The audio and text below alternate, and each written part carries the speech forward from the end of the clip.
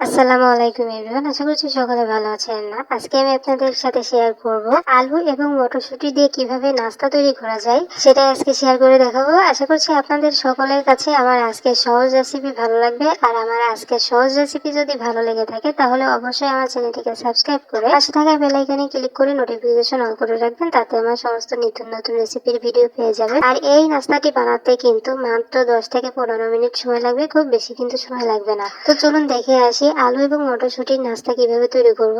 তো তার জন্য আমি এখানে দুটো আলু আর হলো হাফ কাপ আমি মটরশুঁটি নিয়েছিলাম।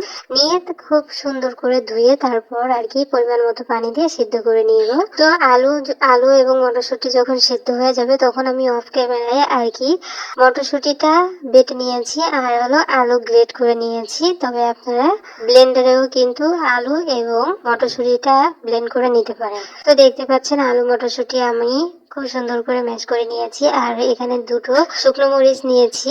শুকনো মরিচটা আমি একটু 1 টিস্পুন লবণ দিয়ে তারপর আর কি মরিচটাকে আর কি ভেঙে নিব আর কি। তো মরিচটা যখন ভাঙা হয়ে যাবে লবণের সঙ্গে তখন আমি এখানে দিয়ে দিচ্ছি হাফ কাপ পেঁয়াজ কুচি, 5 থেকে 6টার মতো কাঁচামরিচ একটু ছোট ছোট করে নিয়েছি। তারপরে দিয়েছি হলো মৌরি 1 টিস্পুন, 1 টিস্পুন গোটা জিরা আর হলো 1 টিস্পুন টেস্টি সল্ট। এগুলো দিয়ে খুব সুন্দর করে হাত দিয়ে মেখে নিতে হবে। আর আমি গোটা মৌরি দিয়েছি আর হলো গোটা জিরা দিয়েছি। এটা খুবই এই দুটো জিনিস দিলে আপনারা নাস্তা যখন খাবেন তখন দাঁতের নিচে যখন জিরা এবং মৌরিটা পড়বে তখন কিন্তু খুব সুন্দর একটা ঘ্রাণ বেরোবে এবং খুব ভালো সুন্দর লাগবে আর কি, খেতে খুব ভালো হবে, অনেক মজা হবে। তার জন্য আমি দিয়েছি। আর তবে আপনারা বাটাটাও কিন্তু দিতে পারবেন। তারপরে আমি খুব সুন্দর করে হাত দিয়ে মেখে নেওয়ার পর দিয়েছি 1 টিস্পুন হলুদের গুঁড়া আর হলো 2 চামচ আমি এখানে দিয়েছি হলো শুকনো চালের গুঁড়া। তবে শুকনো চালের গুঁড়ার পরিবর্তে আপনারা আটা অথবা বেসনটাকেও কিন্তু দিতে পারেন। তো আমি হলুদের গুঁড়া এবং চালের গুঁড়িটাকে খুব সুন্দর করে আর কি মেখে নিব। একটু মেখে নেওয়ার পর এখানে দিয়ে দিব হলো একটা ডিম। ডিমটা অবশ্যই দেওয়ার চেষ্টা করবেন। ডিমটা দিলে নাস্তাটি ফুলতে সাহায্য করবে। তো ডিম দেওয়ার পরে আমি খুব সুন্দর করে আর কি মেখে নিব। মেখে নেওয়া যখন হয়ে যাবে তখন আমি 10 থেকে 5-10 মিনিটের মতো আর কি রেস্টে রেখে দিব। তবে আপনারা ইনস্ট্যান্টও কিন্তু এটা বানাইতে পারেন, রেস্টে দেওয়ার কোনো প্রয়োজন নাই। তবে আমি চালের গুঁড়িটি দিয়েছিলাম এই জন্য আমি একটু রেস্টে রেখেছিলাম।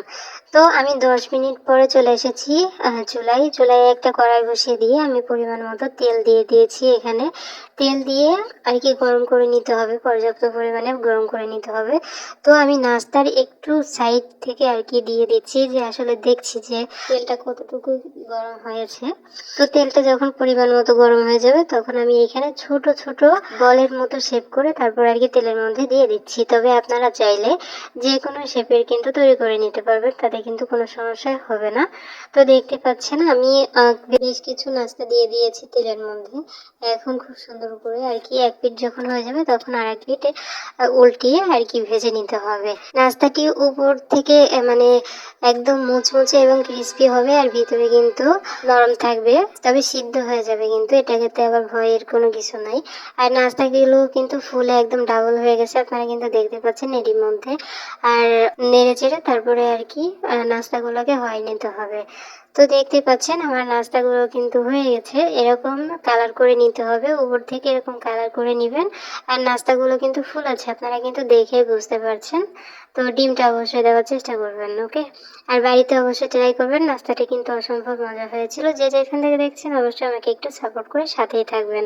তো আমার এক ধাপ নাস্তাগুলো কিন্তু হয়ে গেছে, আমি নাস্তাগুলো তুলে নিয়েছি। তারপর আমি একে একে সম্পূর্ণ নাস্তাগুলোকে আর কি ভেজে নিব। আর তেলের মধ্যে যে ফেনা ফেনা দেখা যাচ্ছে এটা কিন্তু ডিমের জন্য। নাস্তার মধ্যে যে আমি ডিম দিয়ে দিচ্ছিলাম সেই ডিমের জন্য আর কি ফেনা ফেনা দেখা যাচ্ছে তেলটা। তো এখানে ভয়ের কোনো কিছু নেই। তেলটা যখন একদম পুরোপুরি ঠান্ডা করে হয়ে যাবে তখন কিন্তু আবার তেলটা আগের পর্যায়ে চলে আসবে, তাই ভয়ের কোনো কিছু নাই। তো আমি একে একে নাস্তাগুলো তৈরি করে তারপরে আপনাদেরকে দেখিয়ে দিই। তো দেখতে পাচ্ছেন নাস্তাগুলো কিন্তু আমার ভাজা হয়ে গেছে। আর দেখতেই পাচ্ছেন মাশাআল্লাহ কতটা সুন্দর দেখা যাচ্ছে। আর এখানে আপনারা সসের সাথে কিন্তু পরিবেশন করতে পারেন, অথবা এখন তো মানে রমজান মাস চলে এসেছে, আপনারা কিন্তু ইফতারির জন্য মানে এরকম সুন্দর একটি আইটেম কিন্তু রাখতে পারেন, যেটা মুড়ি মাখার সঙ্গে কিন্তু ভীষণ ভীষণ মজা লাগবে। বাড়িতে অবশ্যই ট্রাই করতে পারেন। আর এখন যেহেতু আমি মুড়ি মাখা খাচ্ছি না, এই জন্য আমি একটু সসের সাথে আর কি পরিবেশন করলাম। তো আপনারা দেখতে পাচ্ছেন ভিতরটাও কিন্তু খুব সুন্দর হয়েছে, ভিতরে কিন্তু একদম মানে কাঁচা নাই, উপরে একদম মানে ক্রিসপি মুচমুচে হয়েছে, আর ভিতরটা কিন্তু নরম হয়েছে। আপনারা কিন্তু বাড়িতে অবশ্যই ট্রাই করবেন। আর আমার আজকের রেসিপি কেমন লাগলো অবশ্যই কমেন্টস করে জানাবেন। মূলত আমার আজকের রেসিপি এতটুকু। সবাই অনেক ভালো থাকবেন, সুস্থ থাকবেন, আর রমজানেরও অনেক অনেক শুভেচ্ছা সবাইকে। আমার পরবর্তী ভিডিও দেখার আমন্ত্রণ জানিয়ে আজ এখানে বিদায় নিচ্ছি।